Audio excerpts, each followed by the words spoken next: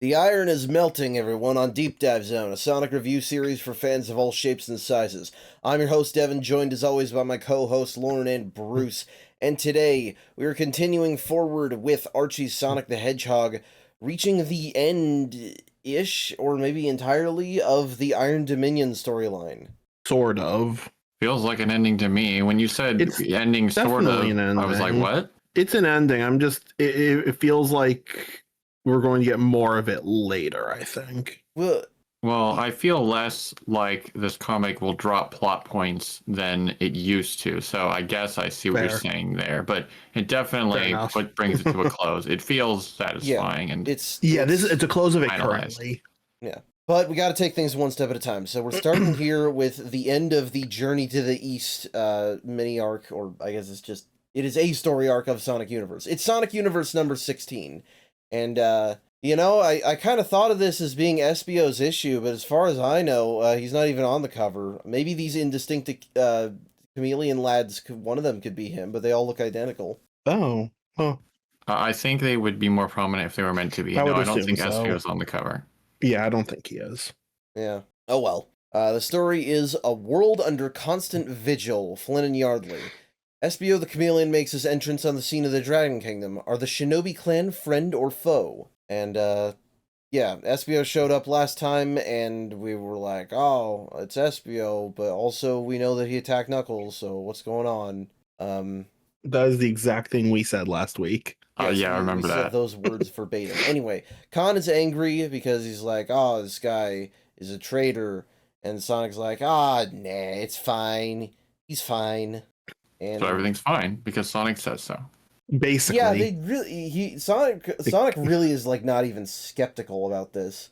Not really. I'm kind of surprised. I guess Sonic's reasoning is like, oh, well, he was a friend longer than he's been an enemy, so clearly he must have had some reason for what he did. Yeah, but SBO is basically, I think he kind of says what I said before, which is like, I don't actually like or want to work for Iron Queen, so... Yeah, basically. Mostly my allegiance is to the Shinobi clan, so it's like, we'll rules lawyer our way out of this. Basically, yeah. So yeah, we're gonna go see the Bride of Constant Vigil, who has been keeping an eye on them the entire time, because chameleons can camouflage, so you can't see that they've been watching you.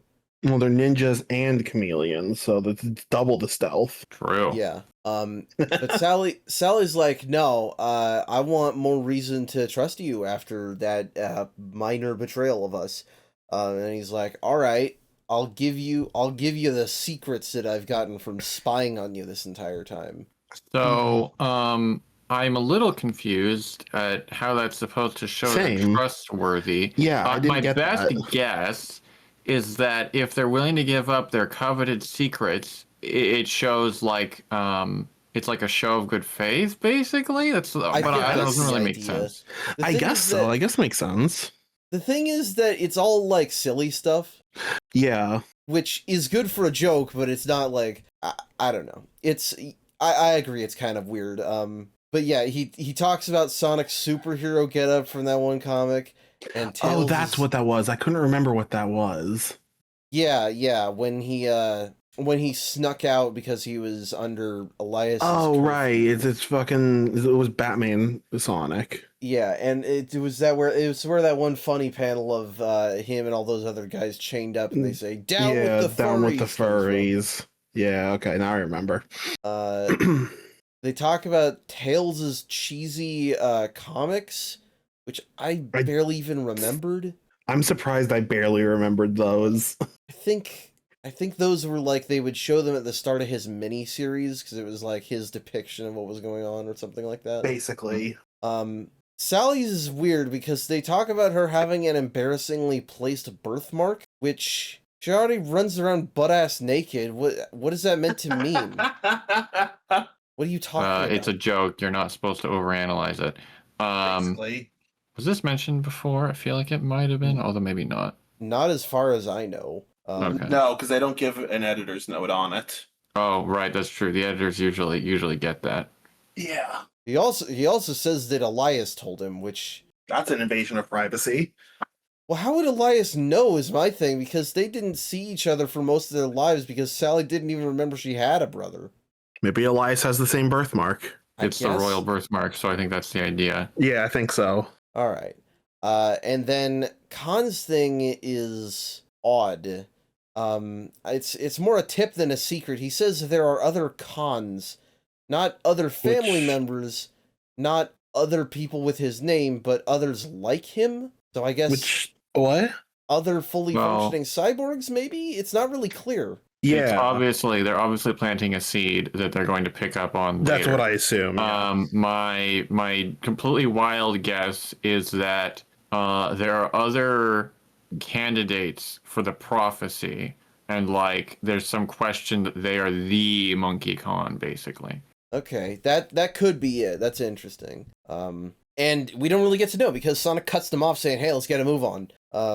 So yeah, one of those. Look at our seeds we're planting, but is it relevant to this story? Nope. Not really. Yeah. Yeah. So they're ready to get going, but they aren't allowed to know where the base is. So SBO's like, "All right, I'm gonna put blindfolds on y'all." And in order to get in, they have to do a Zelda puzzle dungeon. Yeah, I've definitely had to do this in a Zelda game. I can't think of which one, though. I recall, I think Phantom Hourglass has something like that. This seems like a Phantom Hourglass kind of puzzle. Sure. Or maybe Spirit Tracks. Well, so, okay, we got traps up above, which I guess that maybe is less relevant, but also we've got invisible walkways, so I guess less Zelda. Right. I'm thinking more the Crystal Caves from Dark Souls. Fair. Oh, yeah, true. But it's got deadly traps above, so Tails can't fly over it, and it's an invisible maze, and there's, I think, also lots of traps in there, but Sonic is just like, no, I'm too cool, so I'll just run across the whole thing, throwing insane amounts of dirt on it to let us see the path. Where did he runs out to get dirt from outside. Yeah, I want to know, how did he not just run right into the pit? This really doesn't seem like something Sonic Speed would actually be applicable. No, it seems like something Sonic Speed would be bad for. Yeah. Yeah, he's thrown it in front of himself, so how would... Yeah. I don't know. It really trivializes the whole thing. It's like, I kind of would want more of that, because the rest of this issue is just talking about stuff, I think. Basically, yeah. Yeah. But it happens, so... as it goes, the Bride of Constant Visual is here, and she's very upfront with them. She got like 4 horns. Yeah, she has the most horns. That's how you know she's important. Yeah.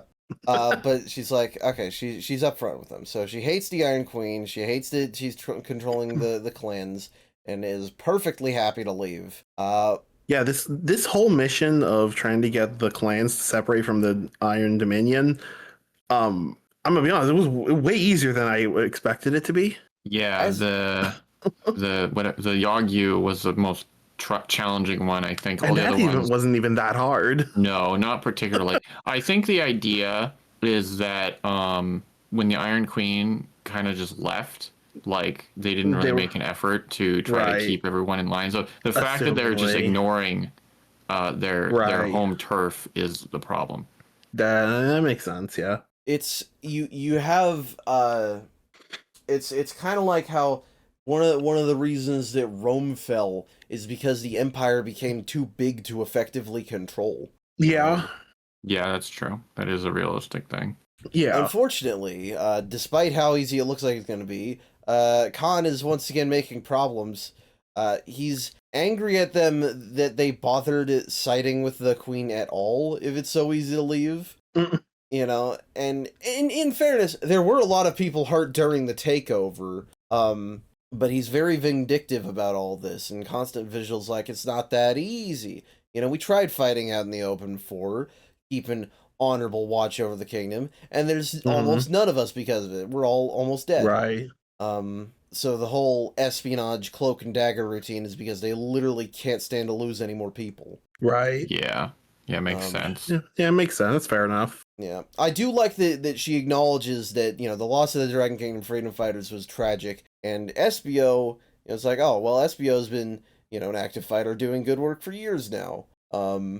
Which is to say, SBO is like, oh yeah, hi guys, and also, sorry that I lied to you for years that I'm not actually from Rainbow Valley, and I was sent to spy on Knuckles. Yeah, this is kind of a wild retcon, but like I guess it makes sense. I mean, they're a ninja, sure. It is a wild retcon, but I don't specifically dislike it. Part of it is that Rainbow Valley and the chameleons from there never had any development to begin with, so Sure. throwing that out doesn't make much of a difference.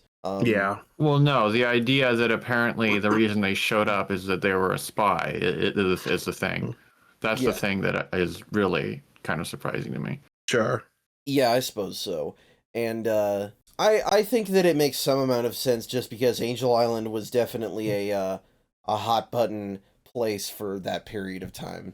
Not so much now, thanks to Eggman and Enerjack, but Yeah, no, totally. I mean, the Brotherhood, I could totally see things playing out differently, where like SPO's intel became key for some reason. I could see that.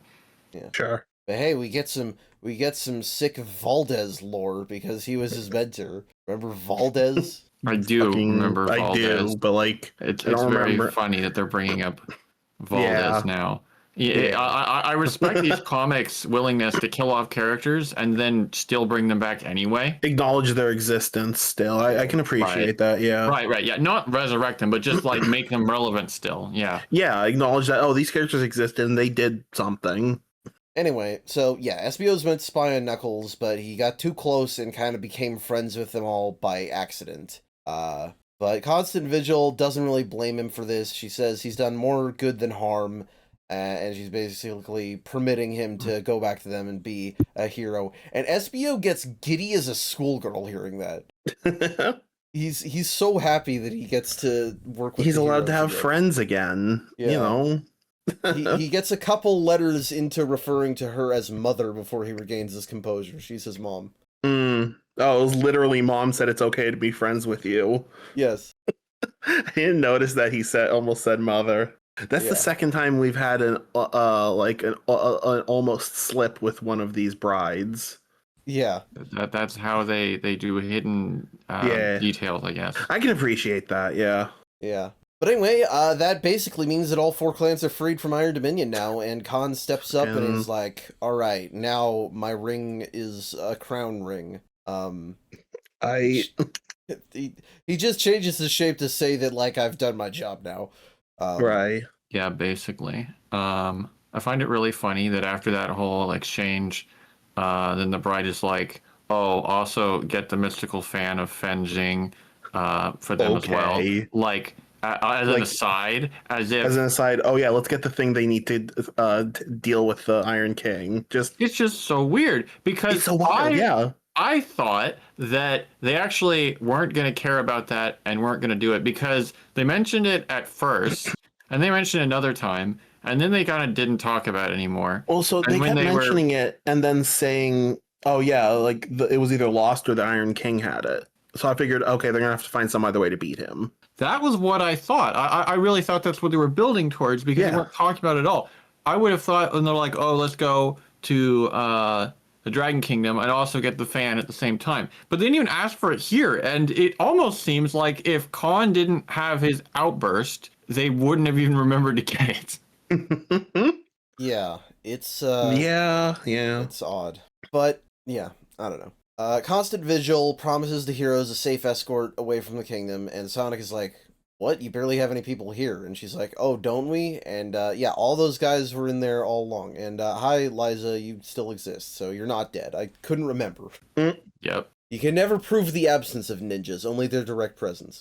True. Exactly. But yeah, we've had all 4 houses liberated in one way or another. The heroes now have some major insurance against the Iron Queen, so it's time to go home and save the day. Yeah.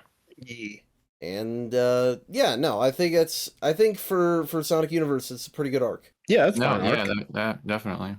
Yeah.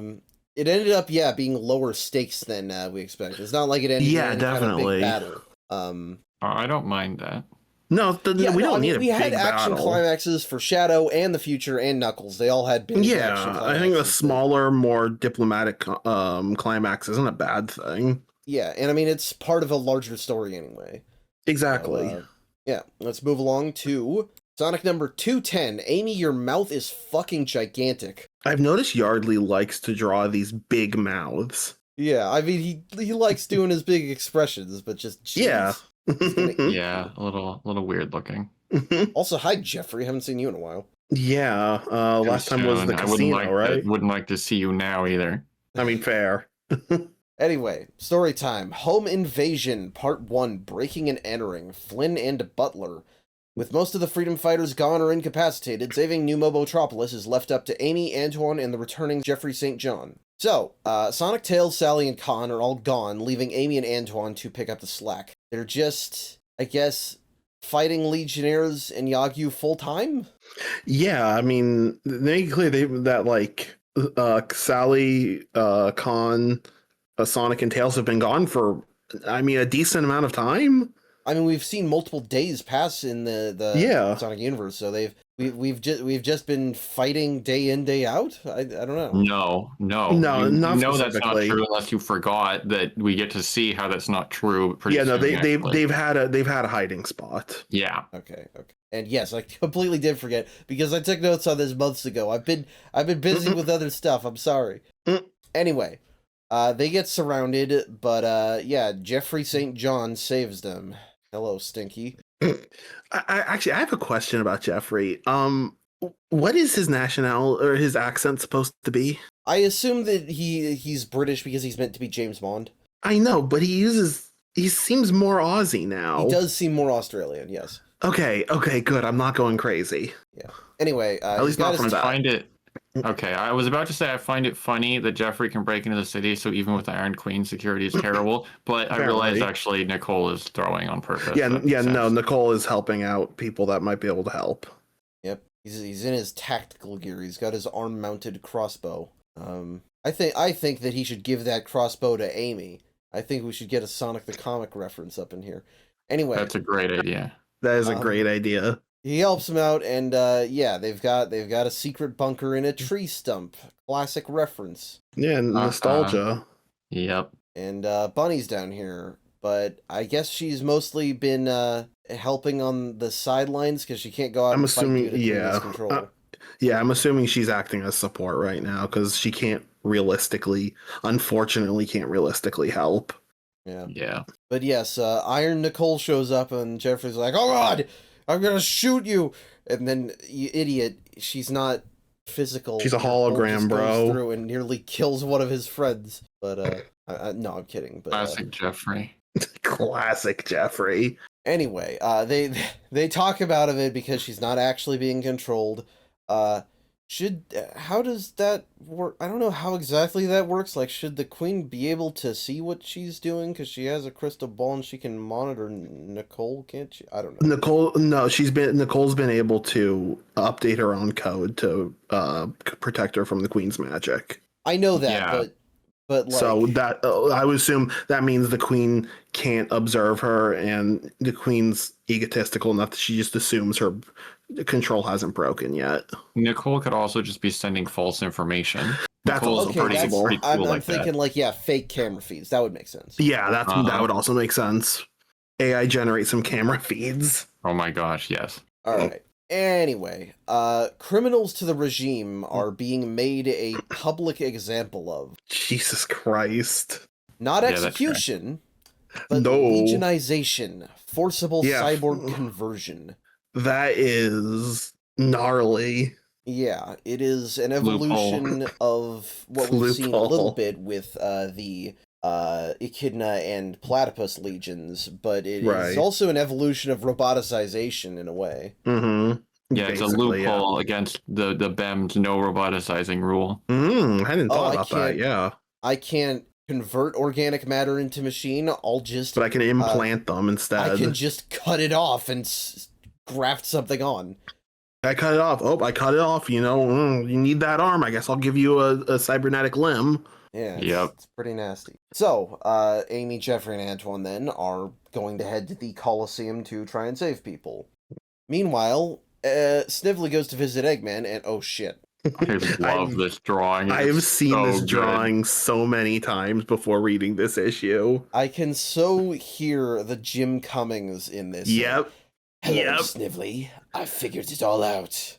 Yep. And for this moment, I did not hear Pollock or any other Eggman. I heard Jim Cummings. Have you ever seen someone reason themselves out of being insane? I fucking love it. I mean, yeah, I don't think it's impossible, but it's certainly not impossible for Eggman. Eggman can do just about anything if he puts his mind to it, even if he's like lost it.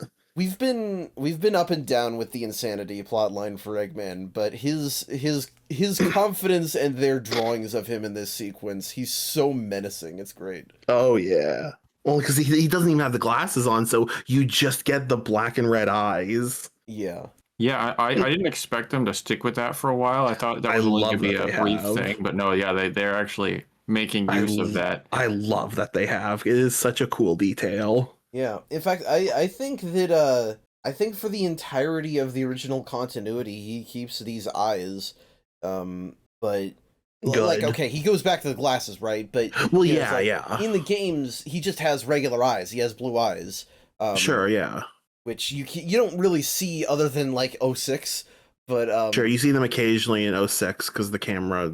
I'm wondering if they ever show anything like that post reboot. I don't think they do, but anyway, I would assume probably not. This is also a good Snively moment because this is right after Snively is like so overconfident and like, I'm gonna go gloat to Eggman. But like Eggman doesn't even do anything except say hello and look scary, and instantly Snively is like, oh no, he's done something. Himself. He's like, oh god, he's back. Yeah, so Eggman, he explains that he lost his mind because he just couldn't comprehend how he could lose to Sonic after everything both of them been through. And his reasoning is that chaos energy, something Sonic has absorbed in greater quantities than anyone else at this point.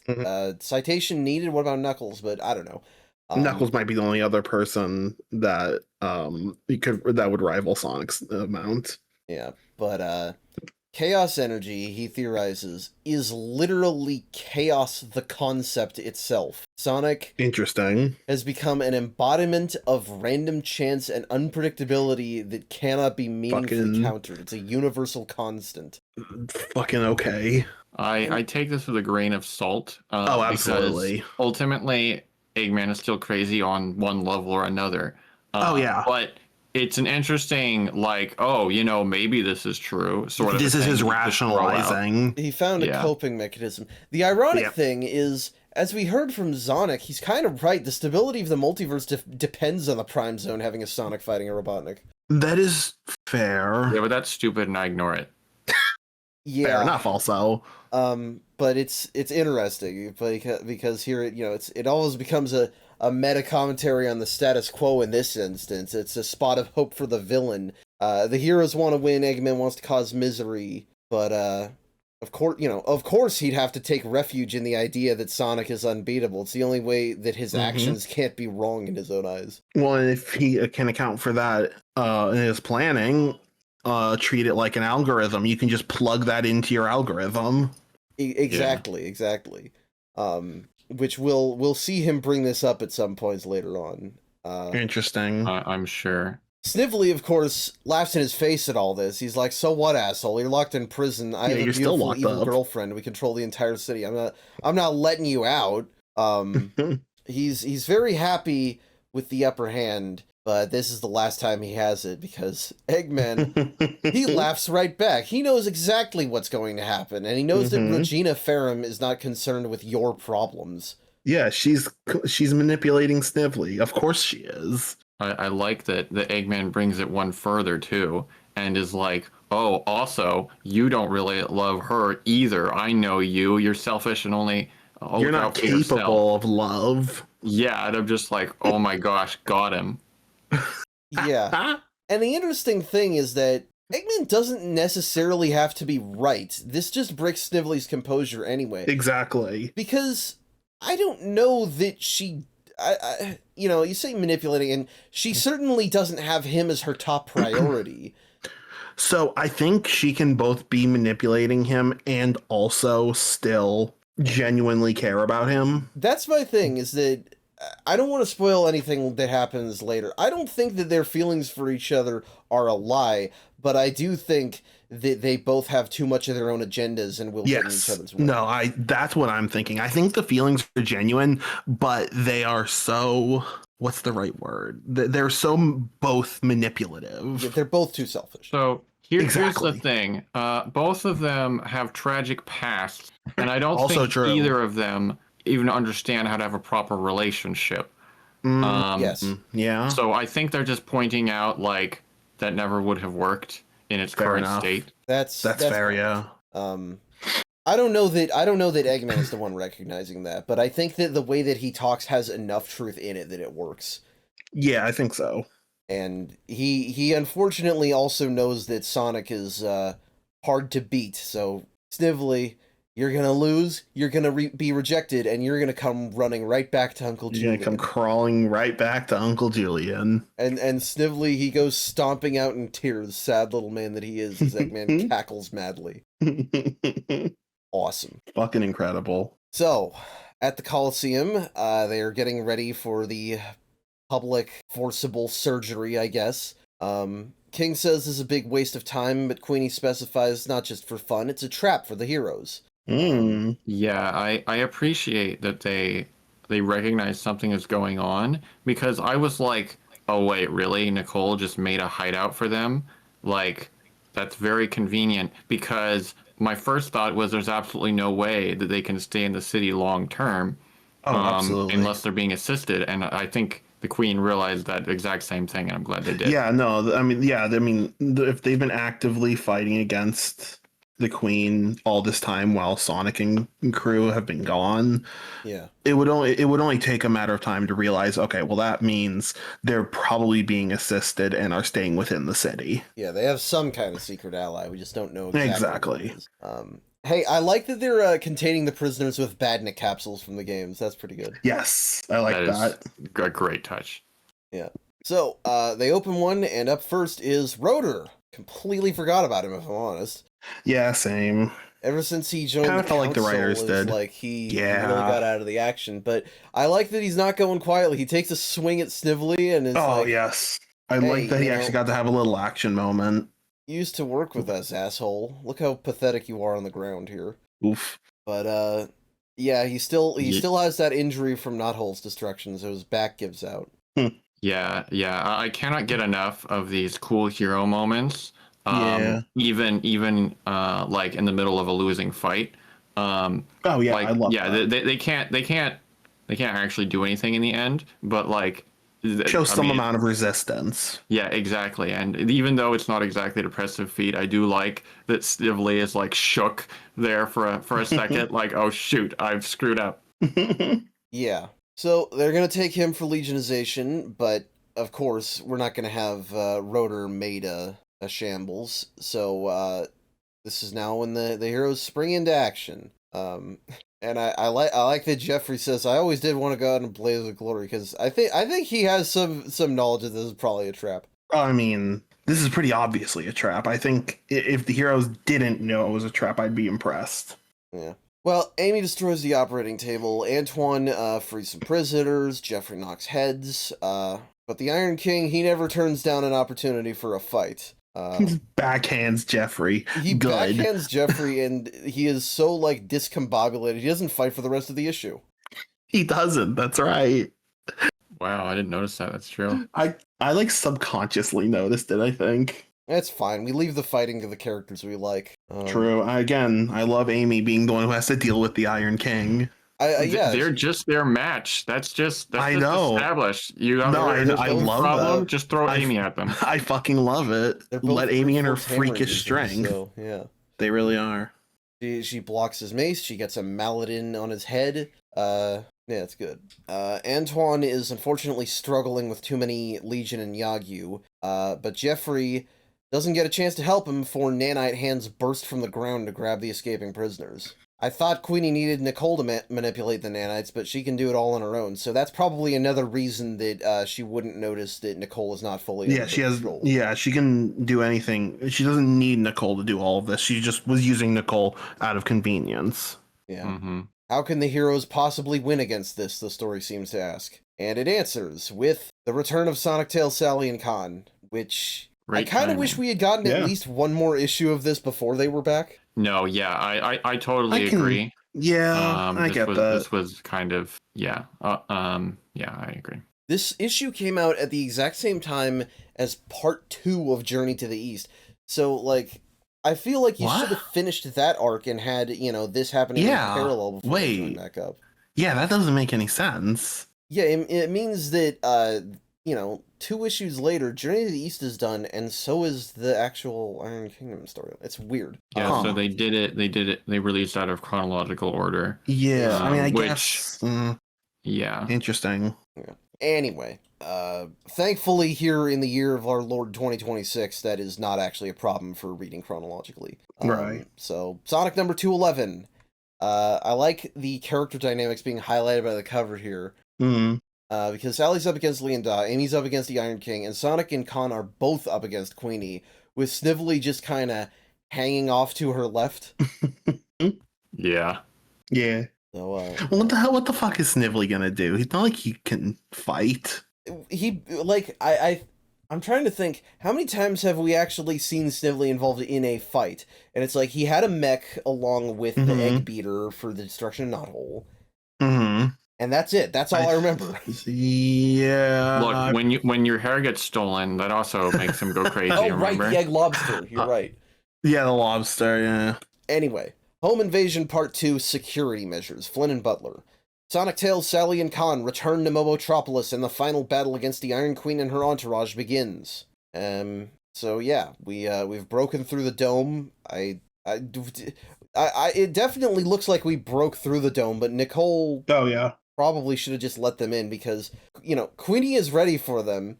She instructs Iron Nicole to attack, but there is no Iron Nicole, just regular Nicole wearing a cool outfit. So I guess this might have blown her cover for 5 seconds later when she puts Queenie in a bubble. Those 5... In a situation like this, those 5 seconds are kind of important. Maybe. Kind of. Whatever. Before We've we move harped on, enough on the dome thing. Yes. Yeah, that's a whole thing. I just noticed in this moment that apparently the Iron Queen has a signature laugh. They're Marie he. Yeah. I didn't notice that till now, but that was consistent every time they laugh. It is, yeah. Even back in number 60, did you check? Oh, maybe not that far back. No, I don't know if it went that. In this arc, it's been consistent. All right. Well, that's funny. Also, I can only hear that as Scooby-Doo. Oh, I hear it as Scooby-Doo. It's such a weird laugh for them. Yeah. It is a weird laugh. But anyway, Nicole is not Iron Nicole. She's just regular Nicole wearing a cool outfit, but she heroically sheds that outfit to tell Queenie, I'm not so easy to control. You're in a bubble now. And then she easily destroys the bubble, so... And makes another bubble to sit in this weird... Spider mech Spider? thing? Okay, this is so random. It doesn't feel like it fits Iron Queen at all. No, but okay, I guess. No, this is... I mean, it doesn't quite look like an Eggman mech, but it's something I'd more expect Eggman to see using. Yeah, this looks more like something like something that like a side Eggman mech. Yeah, so it's odd. It's because she's not a robot person. She makes this out of nanites, but she should be using the nanites in a different way.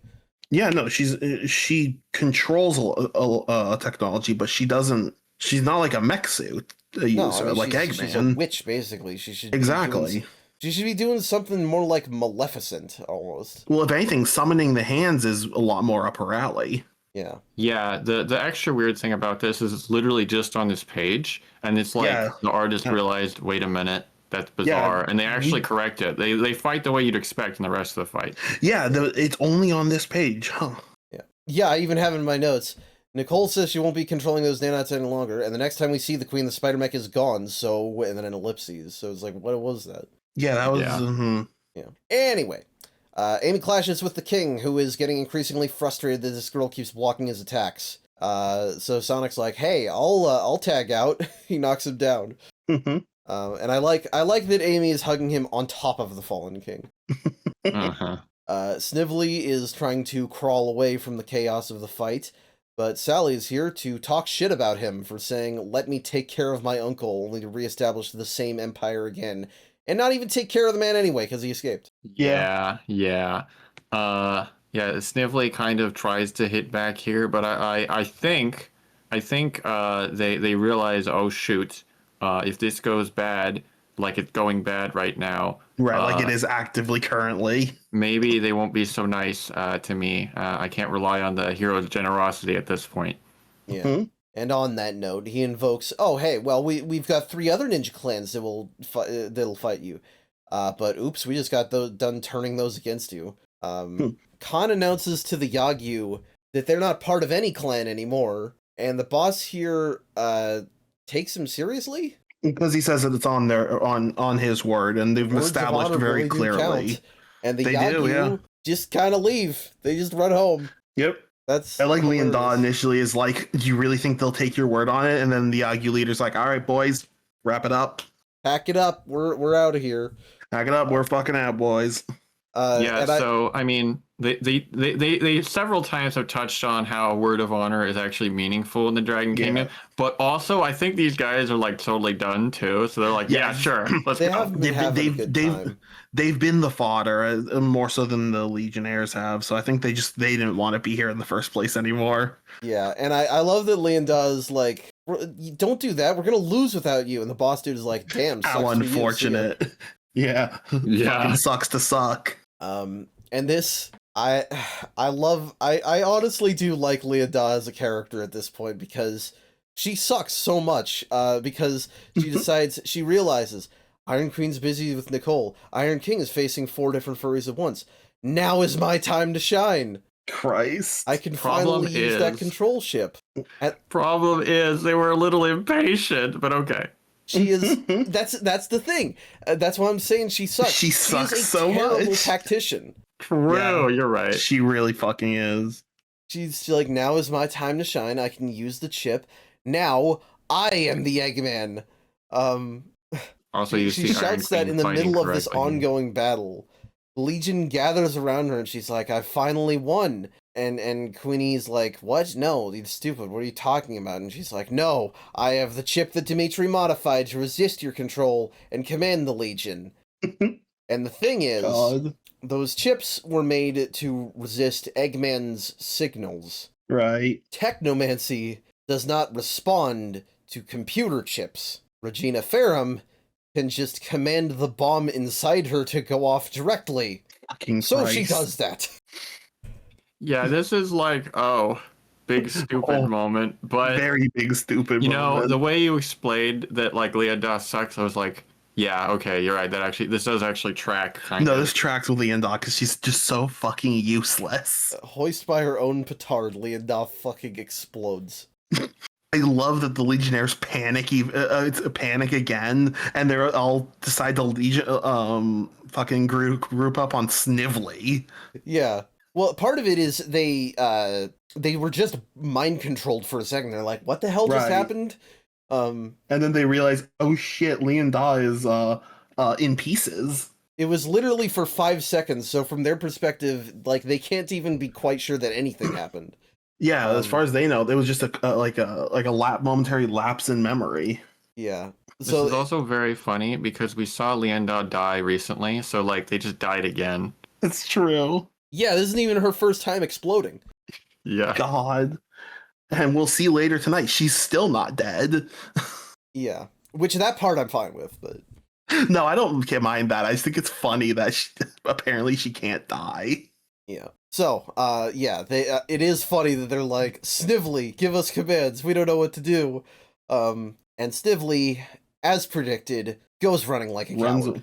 Yep, because that's our boy. Yeah. So the Legion guys decide, all right, we're taking charge.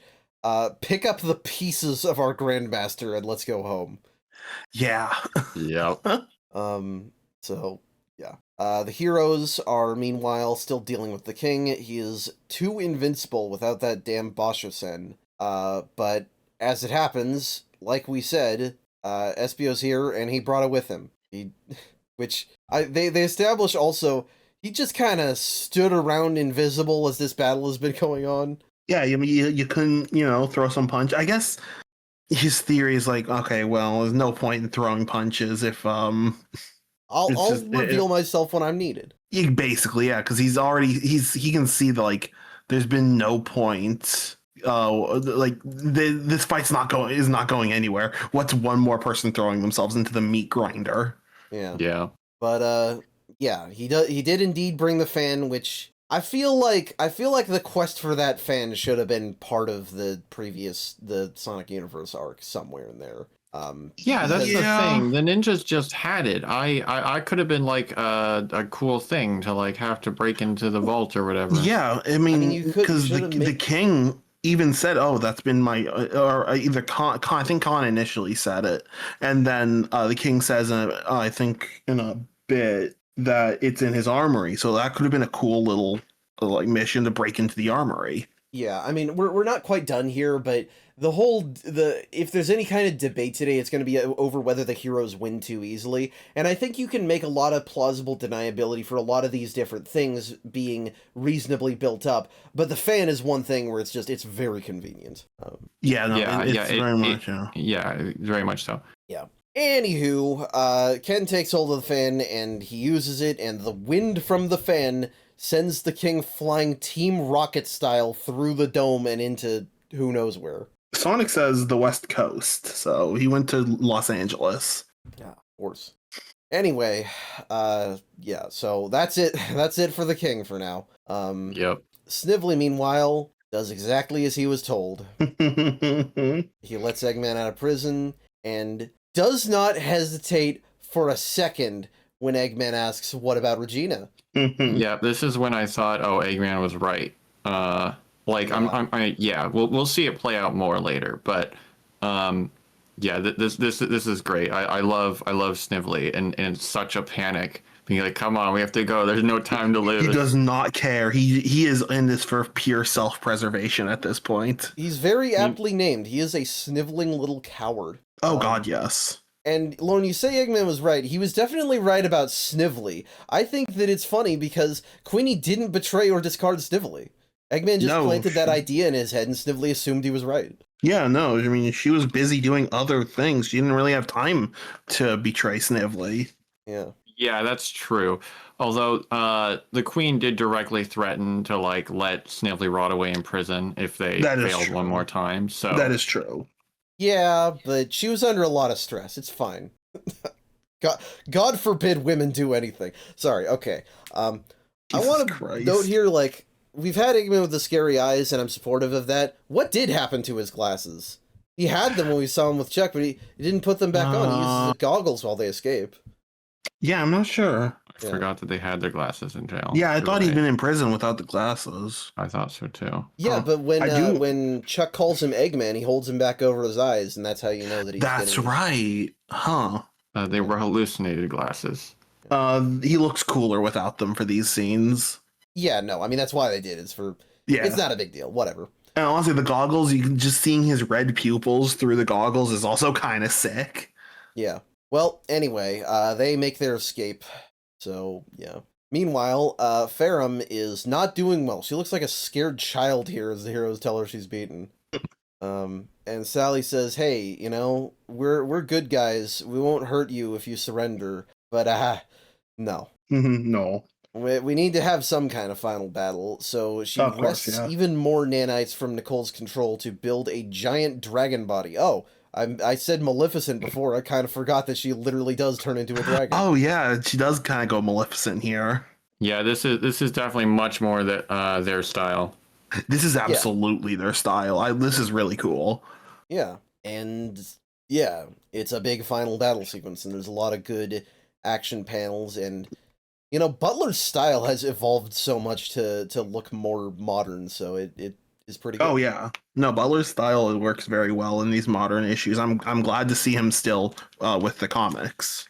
Yeah. I especially like the vertical slices yes. as everyone gets in on the battle and Sonic runs up the length of the dragon and bounces off a bit before getting to the head. And yeah, it's pretty good. And unlike the last giant mech he beat, Sonic is not not feeling any kind of remorse or discomfort for this win.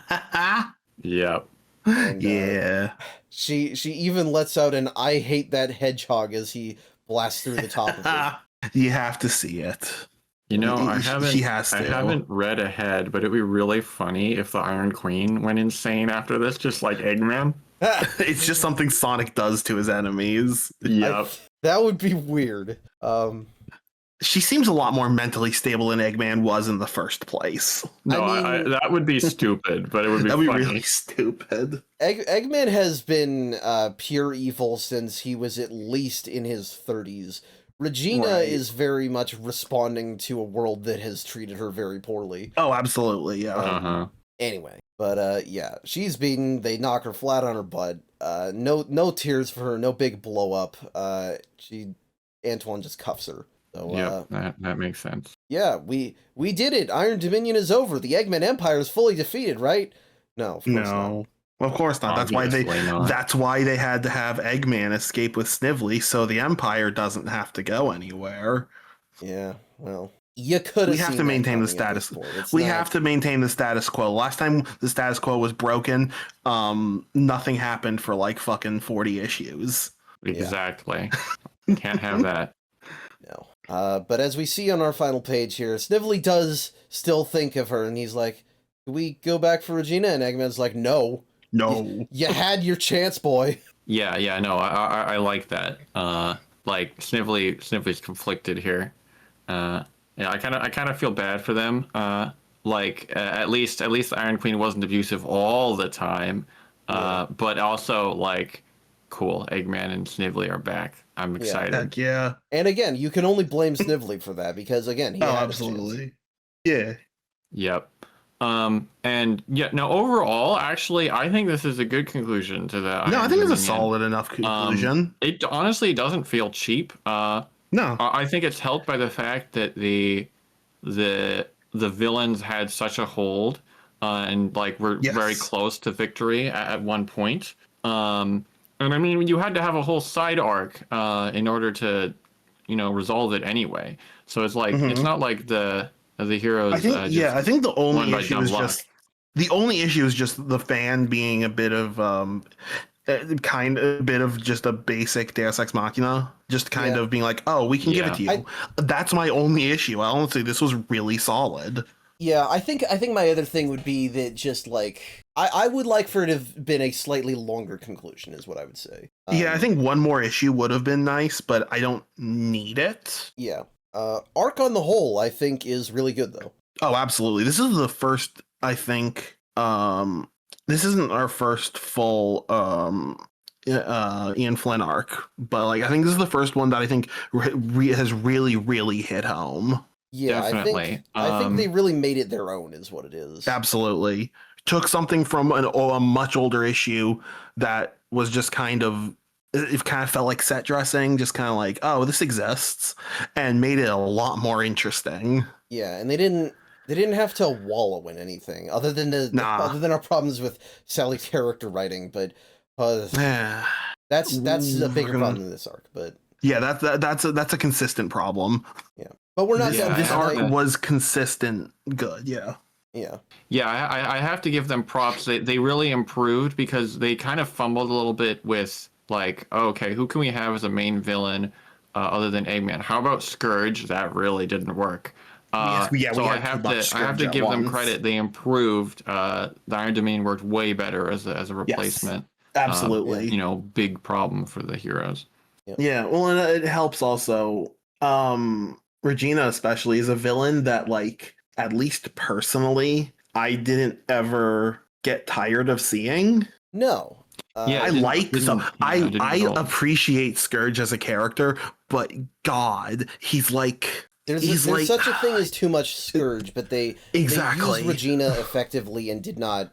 Exactly. Yeah. Scourge was just dumped on us for too much.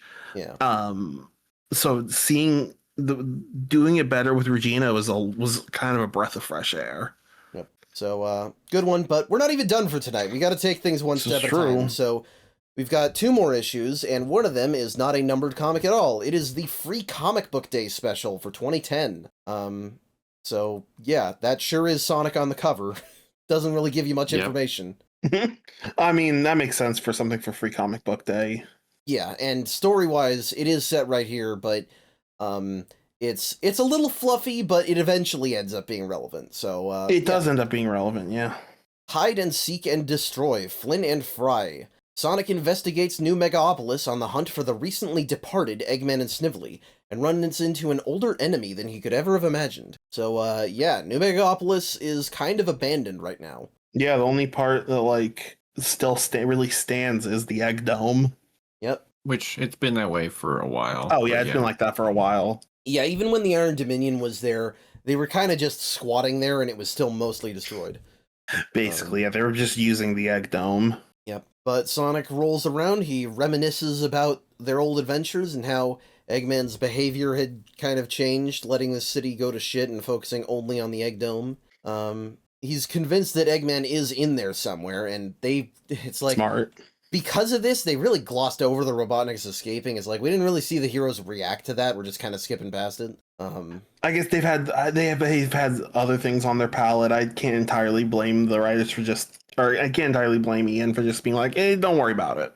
Yeah, I mean, it's one thing at a time, but exactly. This is the characters or at least Sonic reacting to it.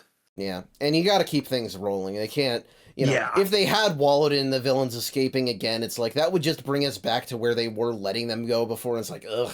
So yeah, exactly. Yeah. Anywho, Sonic is convinced that Eggman is here, and even though he doesn't know it, he is right. Eggman is monitoring him underground, talking about how he will rise again. Ooh. So this is something interesting. I want to bring up something here. While we mentioned that Eggman is regained his sanity, I'd like to point out he seems like he is still crazier than he was before he snapped. He is still unhinged, but right, he's gotten more like a bit more like the unhinged, a bit more unhinged. Exactly. I think he's which leaning I like into the Robo-Robotnik a little bit because Snively turns the lights on and freaks him out of his brooding, and then Eggman's like, ugh, I hate people. I like machines better. This is why. Yeah. This is interesting. I think I can see this. It makes sense. No, I don't mind it. Yeah, I wanted to point that out because like he's feeling more. I don't want to say game Eggman, but he's feeling more. It got that unhingedness that game Eggman has because he didn't really totally have that. He's got final cutscene of Sonic Unleashed Eggman where he's like, yeah, basically. But anyway.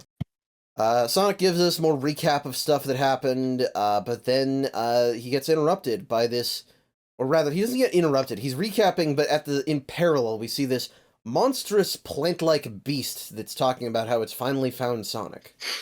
So I didn't think those were vines. I thought they were tentacles.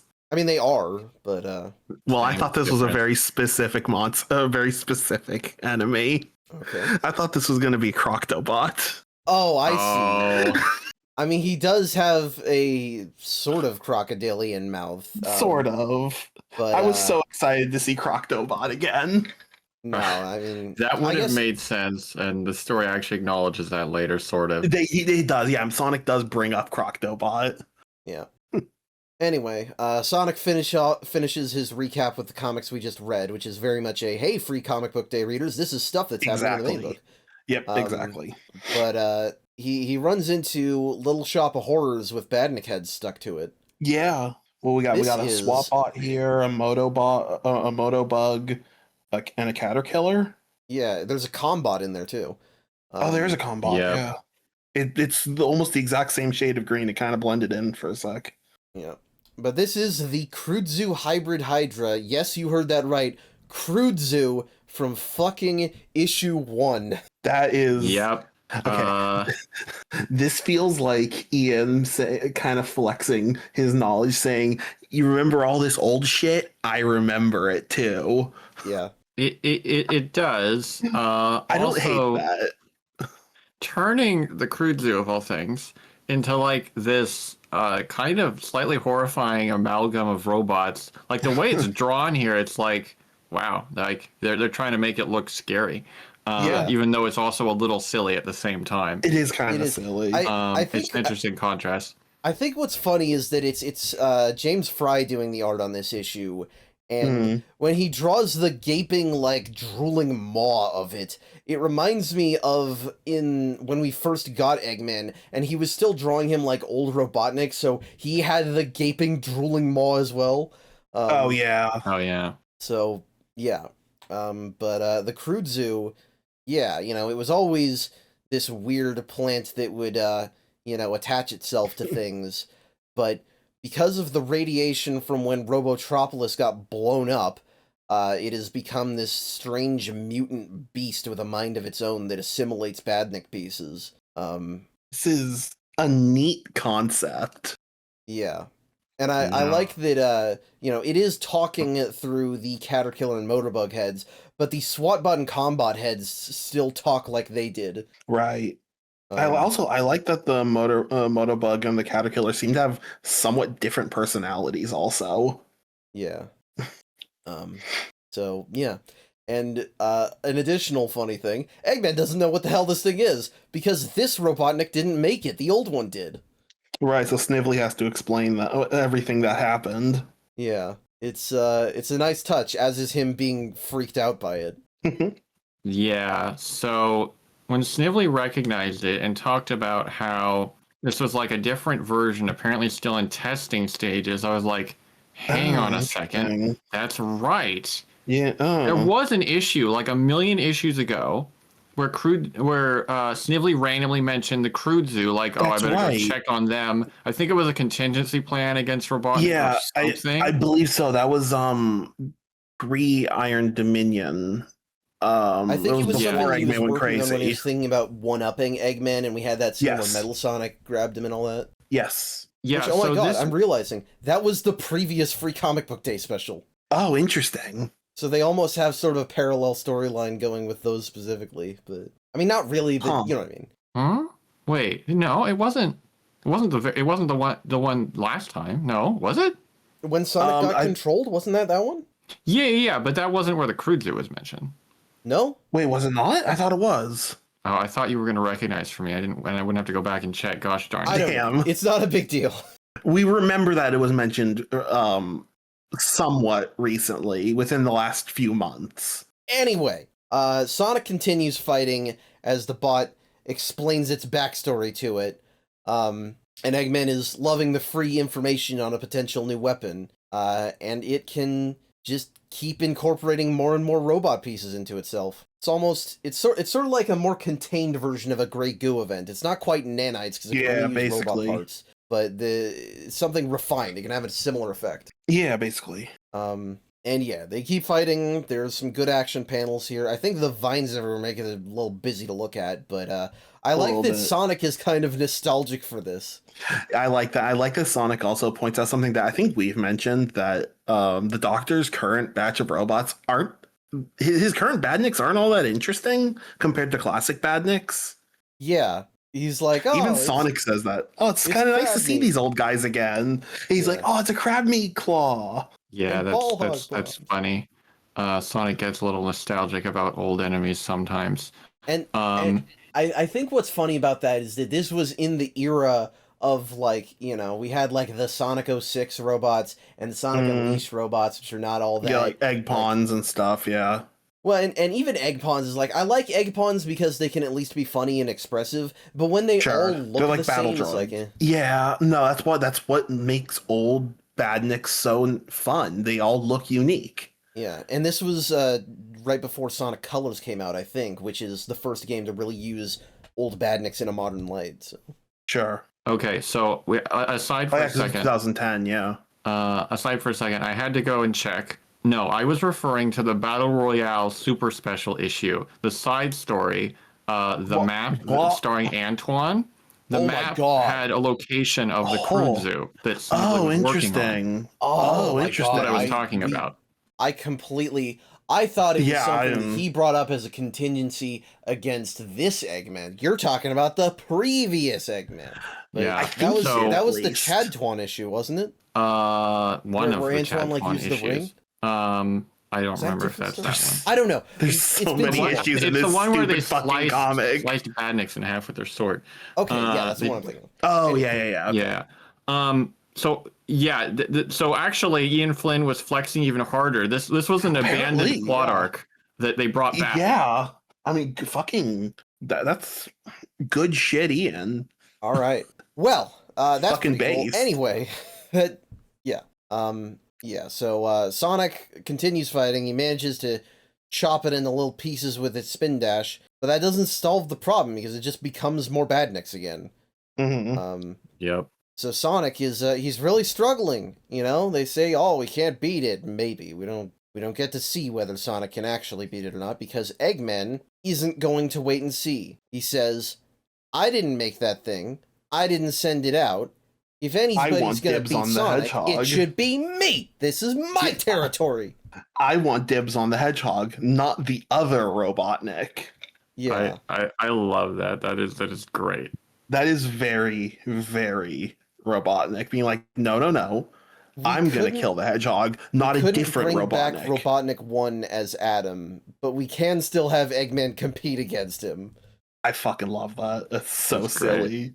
And I love that he intentionally makes this little golden hummingbird bot to defeat it with a teeny tiny little shock, and instantly the machine is shorted. So he does it specifically to, like, humble it. Yeah. It's really good. And Sonic is understandably confused and suspicious, and he knows something's up, and he's like, I will find Eggman, but he's too beat up from this encounter to do it now, so he has to go home.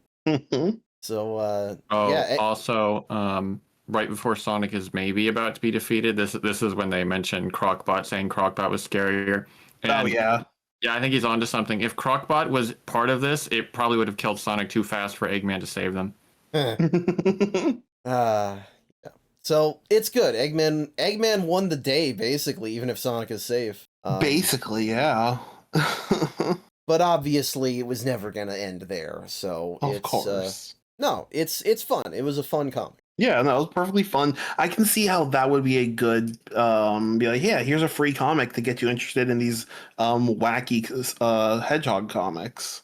Yeah. It's a good definitely standalone thing. But we're not quite done. We still have one comic left, so we're gonna finish off here with Sonic the Hedgehog number 212, and oh god, it's a Sanford Green cover. I think this was the last one they did, but why did they keep hiring him? Sonic and Espio look terrible. Espio looks so flat. He looks like he's made out of paper. For me, it's the colors. The colors feel wrong. The proportions are off. Regina's just in the background screaming. Why are they even here? They're not in this issue. Yeah. I don't know. Yeah. I think Eggman's also in the background screaming. I think that's his mouth. Oh my god, his jaw is so wide, but yeah. Fucking incredible. Yeah. Weird fucking comics. It's not a boring cover, at least. No, it's just a weird cover. Yeah. Thankfully, he's not on Internal Yard. Internal Yard? The Roads We Take, Iron Dominion Epilogue, Flynn and Yardley. Yardley doing the yart work, I guess. The yart work. With the fall of the Iron Dominion, a relative peace has set upon New Mobotropolis. It would seem all is well, but the disappearance of Dr. Eggman and tensions rising within the kingdom foreshadows something sinister brewing. I keep saying kingdom, but it's the Republic of Acorn now. But anyway. Whatever. Semantics. Yeah. Sonic is investigating New Megapolis again. So we really haven't missed a beat. But this time he's got Tails and Nicole with him. Yeah, I assume he's probably been spending a lot of his time investigating the city. Oh yeah, he's been here like every day for the last week. Right. Yeah. Because he like wants to find Eggman. Yeah. Of course. Understandably. So they've been checking, but Nicole's scans, they don't find anything, and Tails is like, I'm starting to think there's nothing here, which is naive, I believe, because Eggman's got to be somewhere. Assumingly. I mean, it's not a crazy thought to think, why would they be hiding in their city? That's too obvious. But the thing is, Sonic knows Eggman better than Tails does, and realizes that Eggman would go for the obvious just to taunt them, which is what they're doing. Exactly, yeah. Because Eggman is here after all. He's like, good luck. I'm behind 7 proxies. There's so many layers of protections that it renders him and Snivel 5 essentially VPNs. Funny little design detail is they never showed Snively losing his cape from Iron Dominion, but he doesn't have it now that he's back with Eggman. Yep. No, I like that. It's showing that he's lost his leadership, his mojo. I don't know what the right word is, but yeah, he's lost something. He's stuck in his old role again. Yep. Yeah, I like to think that Snively woke up one morning and looked at the cave and just like, no, and just didn't even. No, yeah, it's not worth it. Exactly. Yeah, Eggman he's just didn't even make him do it. Exactly. Yeah. And he does talk about, like, what if we went to the Dragon Kingdom because that's where they're holding Queenie? And Eggman's like, again, no. She had her chance, you had yours. Too bad. Back to good old Eggman. Yeah. We do see some life support monitors for Lian Da, so yes, she is alive. Yep. And great moment here because Snively is like, yeah, looks like Liandal is going to survive. Although I don't know why you're even helping her. She kind of like is a total traitor. Then Eggman's like, yeah, I know she's a traitor. So are you. So are you. That's what makes things fun. I know you can't be trusted, and I like it that way. This is what I mean when he's feeling more and more unhinged, and I love it. Yeah. I find it hilarious that Eggman like legitimately tried, and it wasn't good enough against Sonic, and their response is to still keep throwing anyway. It's just a coping mechanism. Like, I could win if I was really not holding back. That's what I'm thinking. They're thinking. Yeah, basically. But it's good. Meanwhile, Khan is overlooking the Dragon Kingdom, thinking about his duty as the king of the free people. And the other Khans, as we've established, whatever that means.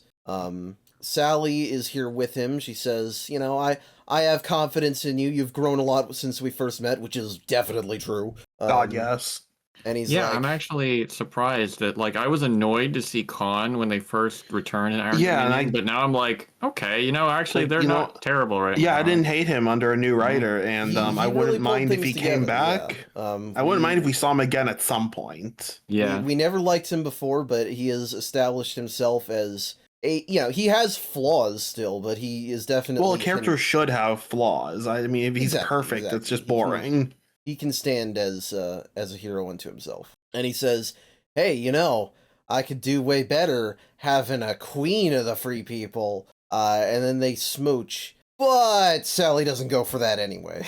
Fucking, we spent the last, like, month teasing this just for them to rise to be like, no, it's not going to happen. This is stupid. Stupid. The thing is, I look at this and I'm like, okay, you know, it's true, kind of. I mean, Sally and Khan, I didn't really see that at all. No, I didn't see it happening. You know what I also don't see? Sally still being stuck on Sonic for some reason? I can't fucking believe it.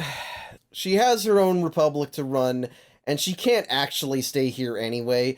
So, yes, but then Sonic is like... It's like, it's so obligatory male and female lead coded, you know? It's like, we apparently just can't have them drop each other. And I mean, it's like, she's still hung up on the breakup, which is like, she was wrong in that instance, but they're writing her so much from the perspective of, we hate the breakup as fans of the series, which is wrong, because the thing that you're supposed to hate about that is Max. Yes. Yeah, that's true. That's true. Yeah. So, either way, Khan takes this pretty well. He's got bigger fish to fry anyway. Yeah, so he seems to understand it well. It doesn't lead to a big stupid fight, and thank God. I don't think another one of those happens in the entire rest of the series anyway. So whatever, but yeah, I just want this shit with the relationship stuff. Just shut up, guys. Exactly. Well, they do for now. Chaotix meeting. SBO has to fess up for all the stuff that happened. And Knuckles decides the best way for him to do this is sort of the same thing as with the Dragon Kingdom. Just reveal all the secrets that you found out about us that we don't know that you know. And this could only go well. Oh boy. It starts out really funny because it starts out with a hilarious retcon of the vaguely racist jive talk that Penders gave Vector, we basically say, SBO's like, okay, you adopted that dialect to hide the fact that you were originally from Down Under, which leads to Vector letting out a crikey, which is so fucking stupid. It's very silly, but Knuckles gets to grill SBO on having known about the Brotherhood even when Knuckles himself didn't. Yeah, I like kind of brace myself here for a minute, because like Knuckles has become a ticking time bomb. Like you hide anything from them and they'll like kill you. It seems like at this point. Yeah, just throw SBO off the island. Oh no! Because it's become such a thing that just Knuckles doesn't get to have answers. Yeah. It's like SBO tries to worm out of it because he says he didn't know the details and he hadn't seen them, but Julie manages to trap him anyway by saying, "You would have kept everything you knew about it anyway. Yeah, you would have been secretive anyway." And then he just says it's not that simple, but they don't follow up on that, so it's just get owned SBO moment. Damn. Well, it's because Charmy is really smart here. This is actually a smart Charmy moment. This is a smart Charmy moment. He defuses the situation. Yeah, exactly. Yeah, Charmy. This is interesting because I'm not sure how intentional it is on Charmy's part. He's like, tell me something about me. And all that SBO has is, you were a prince and the egg grapes gave you brain damage. And Charmy's like, oh, I think I'd remember all that. But, they play it kind of like a joke. But then Saffron says he still needs time, which suggests to me that this is less a case of Charmy literally not remembering his own backstory and more a case of, like, repressing things almost. Repressing things, or I think that would honestly would explain a change in personality more so than a brain damage. Well, that's the thing. He's been through so much better shit, explanation. And it's like, we gotta deal with that one way, but you also gotta keep it light. So having it be that he kind of can't admit it to himself, and say that one line, I think he still needs time, does so much to show that it's not like lower functioning. Right. No, I think that you're right. That one line does a lot to like make the way Charmy is being written make a bit more sense. It's very funny how very careful they're clearly being with all the brain damage stuff, because as we've talked about, that was such a meme early on, and how they've handled it has been very interesting to watch when like they realized almost instantly we shouldn't have done it like this. They realized immediately, oh, this was a bad idea. Mm-hmm. Yeah. So, building irony moment, because Mighty's like, Knuckles, you're being too harsh about this hidden information. The people themselves, we hid all this stuff from him anyway. And Knuckles is like, well, you're coming from a place of privilege. You don't have hidden family members for SBO to talk about. Well, about that. SBO, well, hey, Mighty, your sister is alive. She's a Legionnaire. Which, okay. Yeah, and Mighty just goes stomping off without a word. I guess to be fair to SBO, he says the evidence points to the fact that his sister is still alive, but then he follows that up after Mighty stomps away saying, I wanted to investigate it more before revealing it, which, maybe there's good reasons to keep some of this stuff until a later date. Yeah. Oh, boy. Sonic and Tails are still in the Egg Dome, and Nicole picks something up. They race toward a storeroom and find a mysterious box. I know what's in there. This is not about this box until they found it, and then I'm like, oh, yes. I sort of forgot about it, and this is not where I expected this to go. Yeah, who do you think would have gotten their hands on that? But no, Sonic and Tails of all people. Interesting. Good moment. But yeah. So next morning, Ray goes to talk to Mighty, and he's not mad. Don't tell anybody. Don't say that I'm mad. I'm not happy, but I'm not mad. But I'm not staying either. He's not holding anything against SBO, but he's got to go search for the girl. I mean, that's honestly a fair reaction. Yeah, and of course, Ray and Mighty, they're the bros. They've got, the connection to each other that they don't quite have with the rest of the Chaotix. And he's like, oh, but the Chaotix need you. I need you. And Mighty's like, well, I'm going. But he doesn't have to go alone. So Ray and Mighty are setting off on their own, which means the Chaotix now almost completely resemble their game configuration, because Knuckles and Julie Sue aren't really part of it, and it's mostly Charmy. Vector Mighty. Except it's kind of SBO Vector Mighty Saffron. But So that's going to be a plot line unto itself that we will see later. Sally returns home to Mobotropolis to meet Nicole, and Sonic and Tails are at the Science Center taking care of something they found. This is funny, because if you've been reading, you know exactly what this is, but they're hiding it for people who haven't been reading all the issues. I have a feeling they're hiding it for the people who picked this up for just after the free comic book issue. Oh, yeah, that probably makes sense. Yeah. But Sonic gets back, Tails is still there, and Nicole's like, all right, well, I'll go see how Tails is doing. I'll give you two some space. And, Sally asks Sonic out on a date, and Sonic's like, well, you had that thing with Ken. Are we going to make things weird? We're trying to be careful and not do bullshit romantic drama, even if we still have to have romance. And Sally's like, nah, it's fine. We're really coalescing back to a different time. Just like old times, they say. Yeah, we're going back to a bit of a status quo, it looks like. Yeah. Yeah. Which isn't a bad thing. We've been kind of off the status quo for a while. Iron Dominion was utterly unique, so... we're in like a go back to some smaller plot lines for a little bit. I can appreciate that. Yep. But with that, we are done, and we kind of gave our own thoughts on Iron Dominion. This was very much an epilogue, but it was a good time. Yeah. Definitely. Yeah. I just wish for sort of a longer, I guess, sort of between Acts 2 and 3, because I wish we had seen a little more of the city under Quinny's control, and a little more of their final arc. But it was still good, and this is basically the longest arc in the series, I think. The next one surprised me. The next major arc, I guess you could say, is longer, but it's kind of two arcs at once, because it's two very different plot lines going at the same time.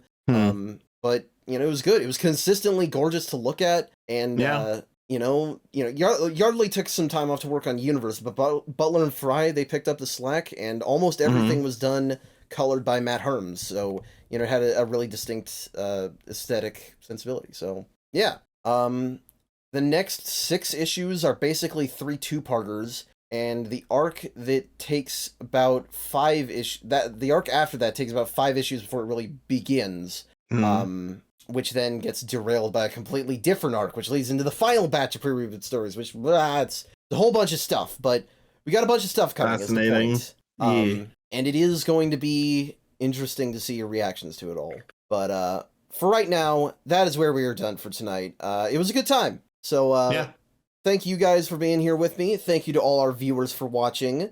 If you like this episode, please feel free to share, like, comment, and subscribe. And if you have any questions, comments, criticisms, suggestions, or feedback, you can find us in the link tree, in the links in the link tree in the description. I hope you all have a great rest of your week. We'll see you next week for another exciting episode. I hope you all have a great rest of your night, and take care.